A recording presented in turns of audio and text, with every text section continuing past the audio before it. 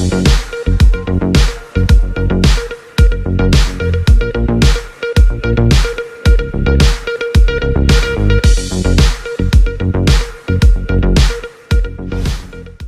प्रदेश में कोरोना के नाम से निजी अस्पतालों में जो लूट हो रही है वह वाकई में हैरान करने वाली घटना है। इलाज के नाम से परिवार वालों को लाखों रुपए के बिल थमाए जा रहे हैं, चाहे मरीज की मृत्यु हो गई हो। तो दूसरी ओर सरकारी अस्पतालों की हालत बेहद दयनीय है। इन तमाम हालातों पर चर्चा करने के लिए हमारे साथ फोन लाइन पर मौजूद है जबलपुर के बगरी विधायक संजय यादव जी। बहुत स्वागत है सर आपका। नमस्कार। साथ ही हमारे साथ प्रताप गिरेवाल धार जिले सरदारपुर विधायक हमारे साथ फोन लाइन पर मौजूद है। इसी के साथ नमस्कार सर, आपका बहुत बहुत स्वागत है। साथ ही भोपाल से हमारे विशेष संवाददाता राजू प्रजापति जी भी हमारे साथ मौजूद है और साथ ही ग्लोबल इंडिया टीवी के स्टेज हेड अमर वर्मा जी भी फोन लाइन पर मौजूद है। मेरा पहला सवाल स्टेज हेड अमर वर्मा जी से। अमर जी, लगातार इस तरीके की परिस्थितियां सामने आ रही है, प्राइवेट अस्पतालों की हालत लगातार खराब है। हमारे द्वारा जब किसी भाजपा के विधायक या सांसद से बात की जाती है तो वो फोन उठाने को तैयार नहीं है, किसी भी तरीके की बात करने को तैयार नहीं है। प्रदेश में स्थिति लगातार बिगड़ती हुई नजर आ रही है, प्राइवेट अस्पतालों में व्यवस्था चरमराई हुई नजर आ रही है।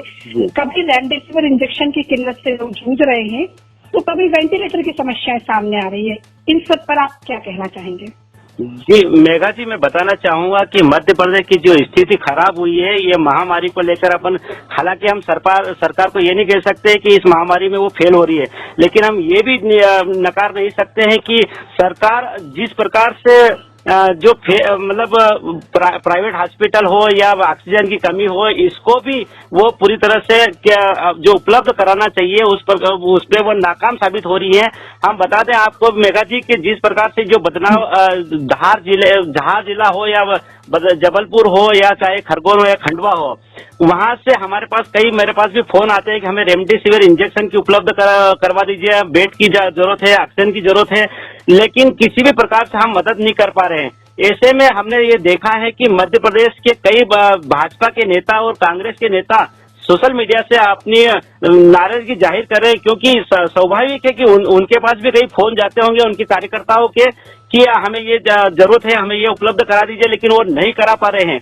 और वो साथ ही मैं बताना चाहूंगा कि जिस प्रकार से जो प्राइवेट हॉस्पिटल है इन्होंने जो लूट मचा रखी है, इससे जनता बेहद परेशान है। कहीं जगह ऐसी स्थिति आती है, हमारे पास फोन आता है कि हमारे 8 लाख का 10 लाख का बिल बन गया है, हमारी परिजन हमारे बंदे का मौत हो गई है, कोरोना से मौत हो गई, लेकिन ये लोग हमें लाश उपलब्ध लाश नहीं दे रहे हैं। 12-12 घंटे तक उनको इंतजार करना पड़ता है किसी जी सर, ये भी देखा जा रहा है लगातार कि जो भाजपा के जितने भी नेता है, चाहे विधायक होता है, सांसद, लगातार सोशल मीडिया पर एक्टिव नजर आ रहे हैं, लेकिन जमीन पर सरकार काम करते नजर नहीं आ रहे। देखिए मेघा, मैं बता दूं कि मेरा सवाल, मैं अपने मेहमानों को मैं थोड़ा बीच में रोकना चाहूंगा।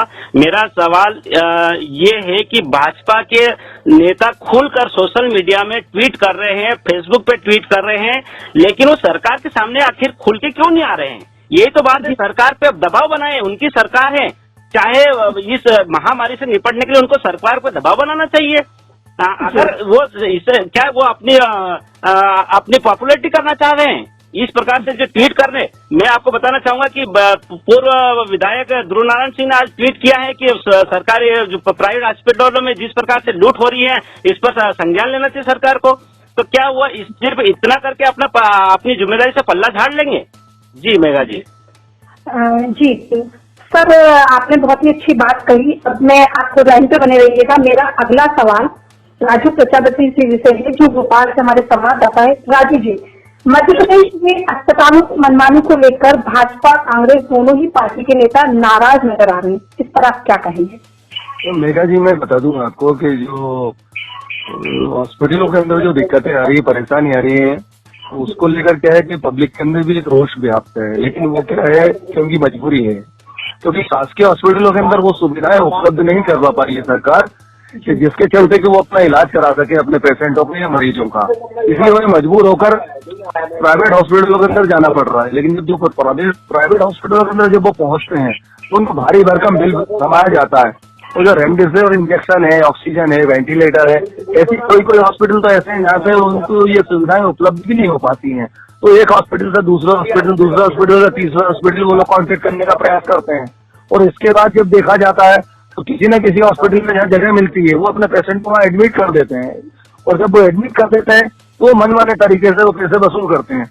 अब आज जहाँ तक सवाल रहा कि भारतीय जनता पार्टी के लोगों का या वहाँ के विधायकों का, जनप्रतिनिधियों की, ये जो है जो अपने जो सोशल मीडिया के माध्यम से ट्वीट करके अपना क्या कहते हैं रोज व्याप्त कर रहे हैं। तो अभी फिलहाल की बात अगर कही जाए तो हुजूर विधानसभा क्षेत्र के रामेश्वर शर्मा जी ने एक ट्वीट किया था, और उन्होंने एक लेटर भी लिखा था कलेक्टर भोपाल को, सविता लावनिया जी को। उन्होंने कहा था कि 10 तारीख तक अगर बेड़ागढ़ के अंदर जो सिविल हॉस्पिटल है उसके अंदर अगर पूरी तरीके से व्यवस्था नहीं हो पाए तो मैं 11 तारीख को धरना दूंगा, और अगर जरूरत पड़ी तो मैं भीख भी मांगूंगा। तो ये सब क्या राजनीतिक एक स्टंट है, आपकी सरकार है, आप विधानसभा के अध्यक्ष रह चुके हैं, आप इतने वरिष्ठ विधायक हैं, इसके बावजूद आपको अपनी सरकार के खिलाफ भी धरना देना पड़ेगा। और सांसद जो है यहाँ की भोपाल संसदीय क्षेत्र की, उन्होंने भी एक लेटर कलेक्टर नगर निगम कमिश्नर को भी लिखा और कलेक्टर को भी लिखा इसी मामले को लेकर। तो ये लगातार कहीं ना कहीं से कहीं ऐसा तो नहीं कि धीरे धीरे भारतीय जनता पार्टी की जो विधायक हैं, सांसद हैं, जनप्रतिनिधि हैं, किसी न किसी तरीके से अपनी जो इच्छा जाहिर करना चाह रहे हैं, ये सरकार पे कोई दबाव बनाना चाह रहे हैं, या तो उनको भी दिल में ऐसा लग रहा है कि कहीं ना कहीं सरकार हमारी कोई काम नहीं कर पा रही, जनता के प्रति उनके दिलों के अंदर कोई हमदर्दी जाग रही है धीरे धीरे, इसलिए इस प्रकार की वो ट्वीट कर रहे हैं, बोल रहे हैं, लेकिन वो खुल के सामने नहीं आ पा रहे हैं। मेघा जी जी सर, मैं दोबारा आपके पास आऊंगी। उसके पहले मेरा अगला सवाल कांग्रेस विधायक संजय जी से है। सर, आपने ट्वीट के माध्यम से जबलपुर कलेक्टर को खुला चैलेंज किया है कि सिस्टम सुधारे, वरना आप खुद सिस्टम सुधारेंगे। क्या है सर ये पूरा मामला? देखिए, बहुत भयावह, बहुत दयनीय, बहुत गंभीर स्थिति बनी हुई है जबलपुर में।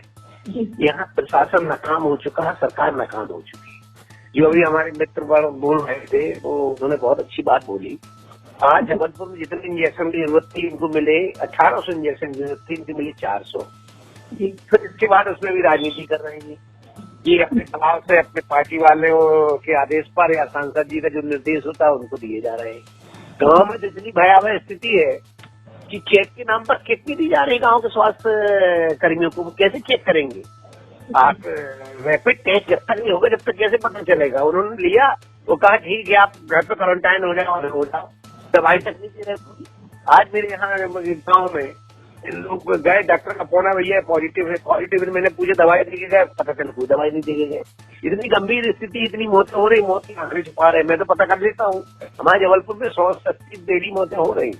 गाँव के लोग तो पैर भी नहीं लाते, जो शमशान चिन्ह थे गाँव के लोग तो वहीं कर देते हैं। नीचे का अधिकारी काम कर रहा, चाहे एसडीएम हो, चाहे राजस्व के अधिकारी हो, चाहे जनपद पंचायत का हो, सचिव हो, आंगनबाड़ी कार्यकर्ता हो, आशा कार्यकर्ता, ये बेचारी काम कर रहे हैं। इनके पास संसाधन नहीं, इनके पास किट नहीं, इनके पास जांच के कोई उपकरण नहीं, इनके पास जांच में दवाई नहीं। इतनी भयावह स्थिति से क्या करेंगे? असहाय नहीं हो गए? क्या हाल होगा देश का, इस जिले का? विधायक जी मेरा एक सवाल था कि आयुष्मान कार्ड को क्यों नहीं इसके अंदर इंक्लूड कर देती सरकार? नहीं कर रही ना, ये समझ के बाहर है ना, ये समझ के बाहर। मंत्री अरविंद भदौरिया जी आए थे, उनके सामने हम लोगों ने बात रखी। इन्होंने राशन की बात कही कि 3 महीने का मुफ्त देंगे, लेकिन राशन वालों को कितना राशन दे रहे हैं? मान लो 84 क्विंटल किसी की दुकान में है तो उसको 44 दे रहे हैं, 1 महीने का भी पूरा नहीं दे रहे। इस तरह से घुमराह कर रहा है, पिटेगा कौन? राशन वाला। हमने संजय यादव जी लगातार आप ये गुहार भी लगा रहे हैं, मैं इस बात को समझ सकती हूँ, लेकिन सर मध्य प्रदेश की स्थिति आज ये हो गई है कि हमारी सरकारें पूरी तरीके से विफल हो गई, काम नहीं कर पा रही, व्यवस्थाओं का जायजा नहीं ले पा रही है। आपने ग्लोबल इंडिया को ये बताया, लेकिन सर कब तक जनता कब तक त्राही करती रहेगी? बीजेपी और कांग्रेस में हम कब तक उलझे रहेंगे? कब तक जनता इस तरह से परेशान होती रहेगी? देखिए, बीजेपी कांग्रेस की बात नहीं है। आज तो पिछली बार भी कांग्रेस ने खुल के मजदूरों की मदद की रही, सड़क पे आए थे। ये सरकार के भरोसे रहते, हम लोग अपने व्यक्तिगत स्तर पर मदद करते हैं।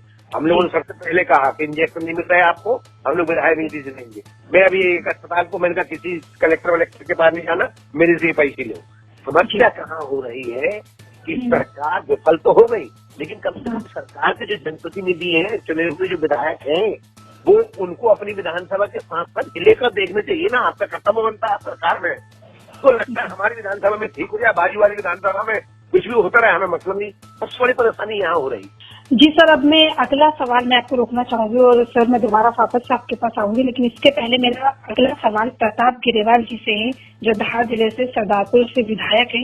सर मेरा सवाल यह है कि जैसा कि अभी संजय यादव जी बता रहे थे, बीजेपी की सरकार के बारे में बात कर रहे थे, और सर लेकिन एक सवाल यह भी है ना कि प्राइवेट अस्पतालों में भी लगातार धूम मची हुई है, प्राइवेट अस्पतालों में उपकरण नहीं मिल रहे हैं, जनता परेशान है, और सर ये इतनी भयानक स्थिति क्यों पैदा हुई देश में, ऐसा आज हमको ऐसी किल्लत से क्यों जूझना पड़ रहा है, इसके बारे में आप क्या कहना चाहेंगे? कि विश्व स्वास्थ्य संगठन ने चेतावनी दी थी कि पहली लहर साल भर पहले कोरोना ने दस्तक दी थी और ये दूसरी लहर की भी चेतावनी थी।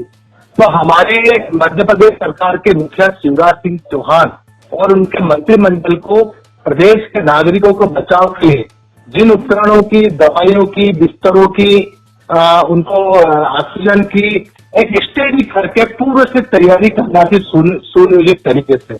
वो तैयारी हमारे प्रदेश की सरकार नहीं कर पाई है। उसके दुष्परिणाम ये है कि आम जन आज परेशान है, आज उसको ऑक्सीजन नहीं मिल पा रहे हैं, आज उनको बिस्तर नहीं मिल पा रहे हैं और आम जन कहीं ऑक्सीजन की कमी के कारण अपनी जान अपने हाथ से धो रहा है। साथ ही साथ जहां प्राइवेट हॉस्पिटल की बात है, मनमाने जो बिल ले रहे हैं हमारे लोगों से, हमारे आंध्र प्रदेश के नागरिकों से, तो मेरा ये है कि स्वास्थ्य विभाग हर बीमारी के लिए एक रेट लिस्ट होती है। मैं उसमें एक नियम है कि अगर आपको ये बीमारी है तो उसका रेट लिस्ट होना चाहिए कि कोरोना की महामारी का आपको, ये सरकार को पूर्ण नियोजित तरीके से आदेश जारी कर दिए गए, लेकिन कितने प्राइवेट हॉस्पिटल हैं उन नियमों का पालन कर रहे हैं कि लेकिन मनमाने तरीके से जो कोरोना महामारी से पीड़ित हमारे जो नागरिक हैं उनसे पैसा वसूला जा रहा है। जी जी जी, ग्लोबल इंडिया टीवी पर समय देने के लिए सभी मेहमानों का बहुत बहुत शुक्रिया। देश प्रदेश की तमाम खबरों के लिए देखते रहिए ग्लोबल इंडिया टीवी।